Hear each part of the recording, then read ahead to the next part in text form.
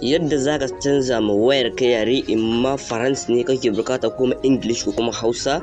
Idan baka san wannan hanyar ba ka biyo ni a cikin wannan yanzu nuna maka ne zaka yi. Dan uwa da zaran ka shigo cikin setting din wayar kamar haka zaka ja kasa zaka rubuta zaka ga rubuta setting, kana danna shi zai nuna maka wannan fuskar kamar ka zaka danna wancan na saman da kake kana danna wancan na saman kuma anan zaka danna wannan na saman da kake to anan zaka danna inda kaga alamar plus din kana danna shi zai nuna maka yaruka duk yaran da kake da bukata zaka iya sawa.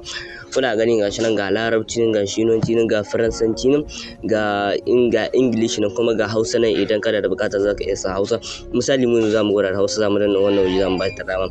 Muna ba shi dama shikin wannan Hausa da kuke ta gama hawa. Kuna gani ga rubutun wannan rubutun da kuke na kasa shikin kuna gani gashi nan ya koma da Hausa da kuke yanzu. Misali idan mun canza da English kuma zai komo da English. Kuna gani gashi nan mun canza masa din wayan mu yare da kuke gani. Kuna gani gashi nan mu mai da English mu mai da Hausa da kuke duk yaren da kake da bukata zaka iya amfani da shi. To yan uwa duka nan mun kawo karshen wannan video namu.